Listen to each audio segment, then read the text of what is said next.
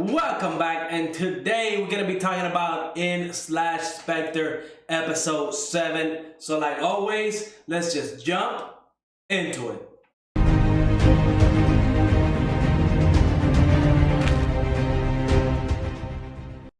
So episode 7 of in/Spectre was definitely a big setup for what's to come. We know the group Saki, Kotoko, and Kuro, they're already coming up with a plan to get rid of Nanase because from last episode, she killed Detective Torada, and that pretty much caused a ripple of effects across the whole internet, right? Because now a lot of people on the internet and the wiki and all that are associating his death to Nanase. Now, the reason for this is because Detective Torada wasn't a pushover, right? That dude was like an Olympic level fighter. Like he was practicing judo or taekwondo, and he knew martial arts. And the fact that he was taken out without, pretty much having like he didn't fight, like he was just taken out. So there's no way that he was taken out by like a regular person. Either had to be by surprise or something. And a lot of people on the internet are saying, well, of course, if he was this big martial artist, the only thing that could have killed him at night during that time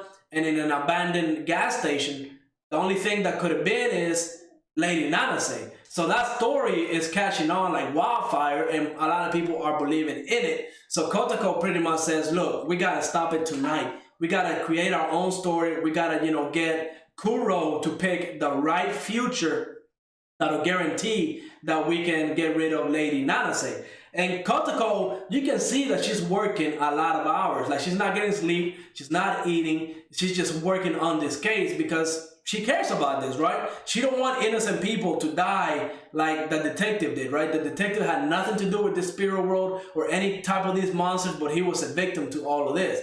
And Kotoko being the god of all these spirits, it's her responsibility, I think, to put a stop to all of this.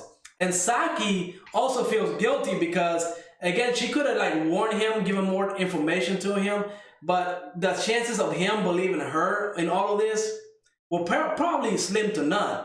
But she feels guilty nonetheless, and she knows that the only way, right, the only way to stop this from happening again is to work with Kotoko and Kuro. She knows the police are not gonna capture anybody because there's not anybody to catch. I mean, I guess you could catch the person that's behind this, but how are you going to convict that person in a court of law? How are you going to convince, a jury to say that, the person controlling Nanase created a story, she's a ghost, and all these different things? It's not going to happen, okay? And Saki knows this is not going to happen, so she's working with Kotoko and Kuro. She's giving all the information that she can regarding the case, regarding Nanase and how she died with the beams, everything that she can from the police, she's giving it to Kotoko so she can come up with the solution to create a fictional story so they can win, right?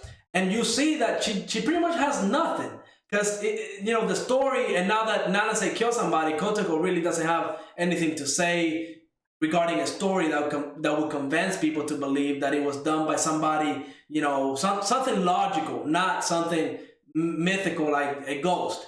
And Kuro pretty much comes up with a solution saying, we don't have to come up with one single solution. If we could stack up all the different solutions, like, maybe little details here and there, if we can stack all those up together, I can pick the future that will guarantee that we win. And that's when everything clicks for Kotoko, and she pretty much says, I got 4 solutions that'll guarantee we can win tonight, or at least increase our odds of winning, right?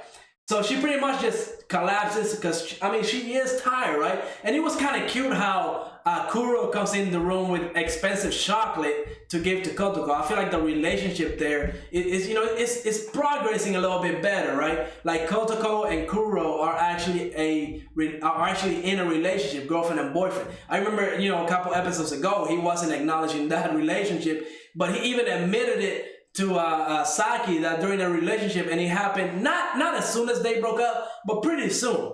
I think he said something around like 2 years. They've been dating for 2 years now, on and off, I guess, because Kuro at first wasn't acknowledging the relationship.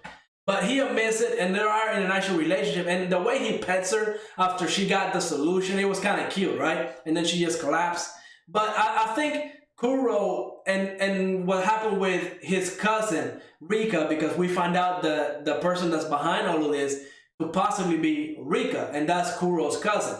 Remember, in episode 1, Kuro was going to the hospital to visit his cousin, and we learned her name. Her name is Rikka. And if you remember in the flashback, when Kuro, got his powers, and he was the only kid that survived, and he was being tortured by the grandmother, and all these horrible things happening to him, the little girl that came up to him and said, let's go play, let's do all this, that to me looks exactly like Rikka, so it probably is her, right? Because family members would have been in that state. So I'm gonna go ahead and say that Rikka was in that flashback, and the Rikka that we're talking about today is the same person. Now, for the reason why she's doing all this, right? Because why she has to be the villain, right? Why would she be, creating this monster of imagination and making it kill people if she wasn't the villain? Like, I feel like she is the villain, and Kuro, being family, feels responsible for what's going on, and that's why he's trying to stop it.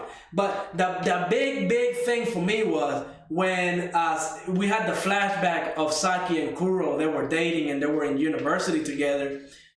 Saki wanted to be introduced to Rikka. Now, I thought since he was just a family member, it was going to be no big deal. It was just an introduction. But man, oh man, when they showed that close-up of Rikka and the way she was smiling and that like color scheme and everything in there, oh, I already knew that's a bad lady. You know what I mean? And if you see the preview for the next episode, yeah, she's bad crazy, okay? She's crazy. I know between the relationship between Kuro and her, something must have happened because Kuro was taking care of her when she was in the hospital. But for some reason now Kuro is like, I'm guessing he's out hunting her, right? Because last 2 episodes ago, we had the conversation between Kuro and Kotoko where Kuro was asking Kotoko, do you think she's behind this? And I'm guessing he was referring to Rikka. And Kotoko, of course, said, yeah, she's probably behind this. We need more information. But could very well be. And straight up in this episode, Kotoko said, she's behind this. Rikka is behind it.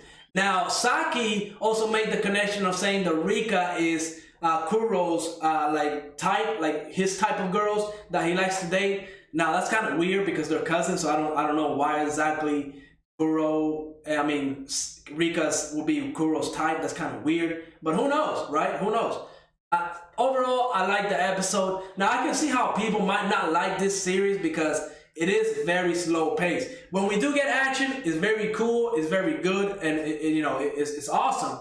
But you gotta think, the last 2 or 3 episodes, there's only been like 30 seconds of action of people fighting, and the rest have been like mystery and detective work and trying to figure out who killed who and all of that. Like for me, episode 2 was almost like a done deal. I hated episode 2. I'm glad I stuck with it because I like the characters, right? Kuro, Kotoko, and Saki.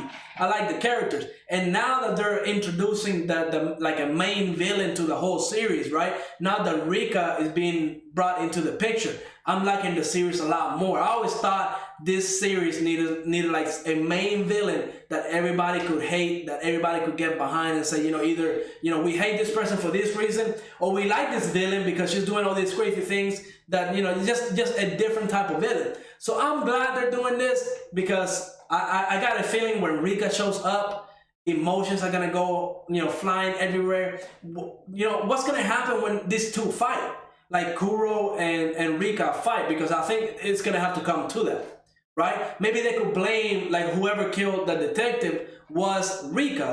That would be logical, right? If Rikka created Nanase, why not just blame everything on Rikka? That way they have their logical story and everything will line up. Boom, Nanase goes away, our main characters are happy, and we move on. But, I still think that Rikka is going to have some powers to her. Because I don't think the grandmother stopped at Kuro. Maybe there was another way to get different powers, and that's what Rikka got. Maybe not as strong as Kuro, but she still probably has some powers that she can work with. Because why was she in the hospital for so long, right? There must have been a reason. But now I guess she's all better and she's causing all this mayhem. But overall, like the episode. Let me know what you thought of this episode. What do you think Rikka is going to do, what her next move is? And like always, go ahead and leave a like, subscribe, and I will see you on the next episode.